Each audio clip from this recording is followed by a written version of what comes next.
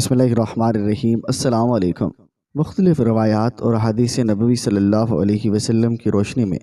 4 ایسے معتبر انبیاء کرام ہیں اور جن کو اللہ تعالیٰ نے ابھی تک زندہ رکھا ہوا ہے، لیکن سوال یہ ہے کہ وہ 4 نبیوں کو اللہ پاک نے کہاں رکھا ہوا ہے، وہ کب تک زندہ رہیں گے؟ ناظرین گرامی، پہلے نبی جن کو اللہ پاک نے موت نہیں دی اور جن کے ہمیشہ زندہ رہنے کا ذکر اللہ پاک نے خود قرآن پاک میں کیا، وہ ہیں حضرت عیسیٰ علیہ السلام۔ جب حضرت عیسیٰ علیہ السلام نے نبوت کا اعلان کیا تو انہوں نے اپنے ارد گرد کے لوگوں کو جمع کر کے فرمایا کہ میں آپ کو اللہ تعالیٰ کے دین کی دعوت دیتا ہوں۔ اور وہ لوگ یہودی قوم سے تھے اور انہی کی دینی کتابوں میں لکھا تھا کہ اللہ کا ایک نبی آئے گا جو یہودیوں کے دین کو ختم کر دے گا۔ اس ڈر سے یہودیوں نے آپ کو قتل کرنے کا منصوبہ بنا لیا۔ آپ یہودیوں کو اللہ تعالیٰ کے دین کا حکم دیتے رہے پر ان کو اس کی پرواہ نہ ہوتی، اور جب آپ علیہ السلام کو یقین ہو گیا اب یہ لوگ میری کسی بات کا یقین نہیں کریں گے اور جہالت پر ہی رہیں گے، ایک دن آپ نے سب یہودیوں کو اکٹھا کیا اور کہا کہ آپ میں سے کون اللہ کے دین پر ایمان لائے گا؟ اور ان میں سے تقریباً 12 یا 19 لوگوں نے اللہ پر ایمان لائے اور کہا کہ ہم مسلمان ہوئے ہیں، عیسیٰ علیہ السلام ہمارے بخشش کا ذریعہ بنیں گے۔ اور باقی لوگوں نے دعوت دین کو قبول نہ کیا، یہودی رہے۔ اور ایک ایسا وقت آیا کہ یہودیوں نے آپ کو قتل کرنے کا پکا منصوبہ بنا لیا تھا، اور انہوں نے ایک توتیا نوس نامی شخص کو مقرر کیا وہ آپ کو قتل کر دے۔ جب توتیا نوس آپ علیہ السلام کے پاس جا رہا تھا تو اللہ تعالیٰ نے ایک فرشتے کو حکم دیا کہ جاؤ حضرت عیسیٰ علیہ السلام کو آسمان کی طرف اٹھا لاؤ، اور وہ فرشتہ اللہ کے حکم کو تعمیل کرتے ہوئے آپ کو آسمان کی طرف لے گیا۔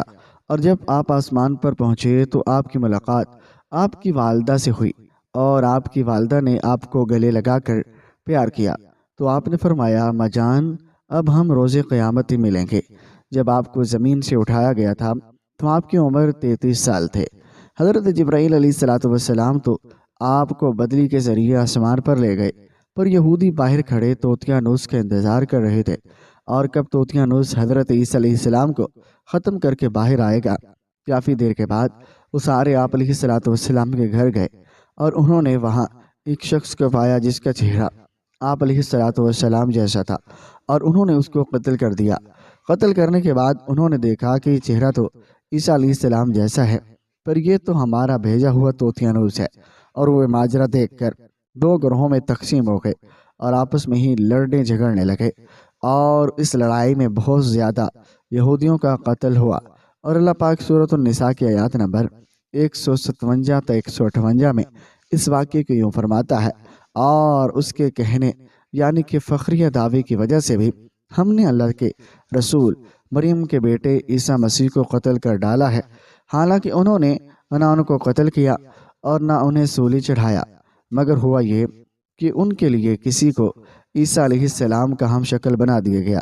اور بے شک جو لوگ ان کے بارے میں اختلافات کر رہے ہیں اور وہ یقیناً اس قتل کے حوالے سے شک میں پڑے ہوئے ہیں، انہیں حقیقت حال کا کچھ بھی علم نہیں ہے، مگر یہ گمان کی پیروی کر رہے ہیں، اور بلکہ اللہ نے انہیں اپنی طرف اور انہوں نے عیسیٰ علیہ السلام کو یقیناً قتل نہیں کیا،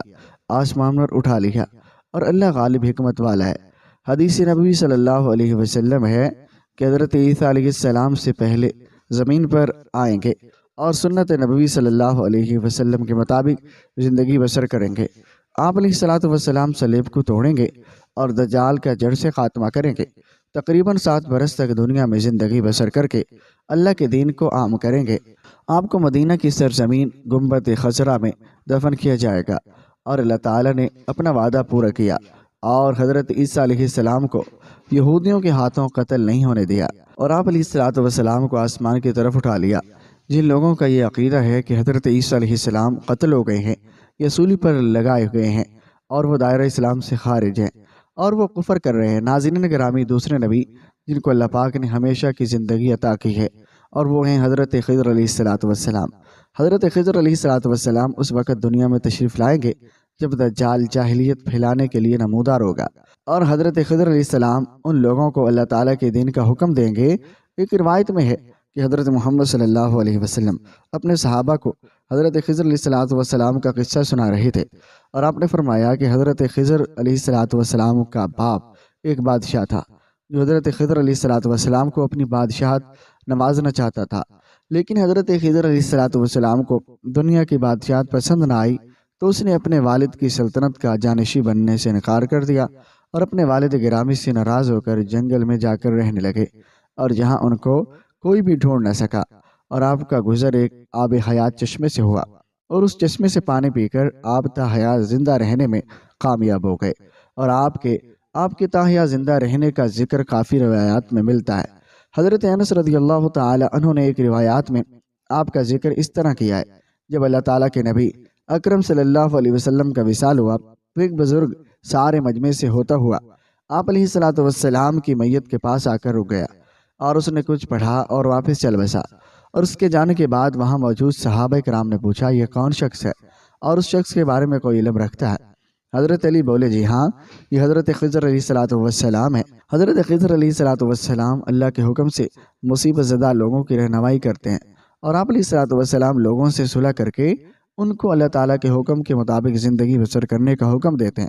ایک روایات میں ہے کہ حضرت خضر کنیت اول عباس بن ملکان اور اس کے آباء و اجداد کا نام یاد رکھے گا تو اس کو مرتے وقت کلمہ نصیب ہوگا۔ حضرت عیسیٰ علیہ السلام اور حضرت خضر علیہ الصلوۃ والسلام کے بعد تیسرے نبی زندہ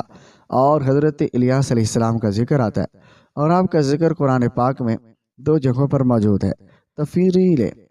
تفسیر مرحلی میں مرکوز ہے کہ حضرت الیاس علیہ الصلوۃ والسلام کو ایک نورانی گھوڑے پر بٹھا کر آسمان کی طرف لے جایا گیا تھا، اور حضرت انس رضی اللہ تعالی عنہ سے مروی ہے کہ میرا اور حضرت محمد صلی اللہ علیہ وسلم کا گزر ایک پہاڑ سے ہوا، اور وہاں سے گزرتے ہوئے ہمیں ایک آواز سنائی دے،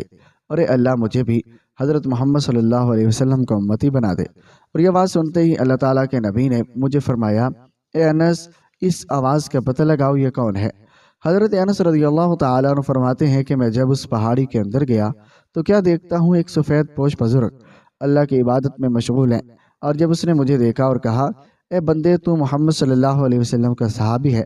حضرت انس نے ہاں میں جواب دیا، اور اس بندے نے کہا میرا السلام محمد صلی اللہ علیہ وسلم کو پہنچا دو، اور محمد صلی اللہ علیہ وسلم سے عرض کرنا کہ حضرت الیاس علیہ الصلوۃ والسلام آپ کو ملنا چاہتے ہیں۔ میں نے واپس آ کر حضرت الیاس علیہ الصلوۃ والسلام کا پیغام آپ کو دیا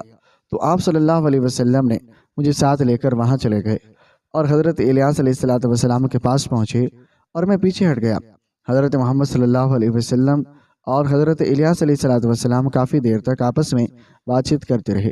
اور اللہ کی طرف سے آسمان سے کھانا نازل ہوا، اور حضرت محمد صلی اللہ علیہ وسلم نے مجھے بھی پاس بلا لیا۔ ہم تینوں نے مل کر کھانا کھایا۔ جب کھانا ختم ہوا تو میں نے دیکھا ایک سفید پرندہ آسمان سے نیچے کی طرف آ رہا ہے، اور وہ حضرت الیاس علیہ الصلوۃ والسلام کے پاس آیا، اور حضرت الیاس علیہ الصلوۃ والسلام اس پر سوار ہو کر آسمان کی طرف چلے گئے۔ کچھ علماء نے لکھا ہے کہ حضرت خضر اور حضرت الیاس ہر رمضان شریف میں بیت المقدس میں تشریف لاتے ہیں اور روزے رکھتے ہیں، حج کے موقع پر حج ادا کرتے ہیں، دکھائی نہیں دیتے، اور یہ دونوں نبی علیہ الصلوۃ والسلام بر اور بحر میں مصیبت زدہ لوگوں کی مدد کرتے ہیں۔ چوتھے نبی جو ابھی تک زندہ ہیں وہ ہیں حضرت ادریس علیہ السلام کے بارے میں زندہ ہونے کے روایات ملتے ہیں۔ قرآن مجید کی سورہ مریم آیات نمبر 56-57 میں آپ کا ذکر اس طرح ملتا ہے، وہ ایک نیک پرہیزگار انسان اور نبی تھے، اور اللہ تعالیٰ نے حضرت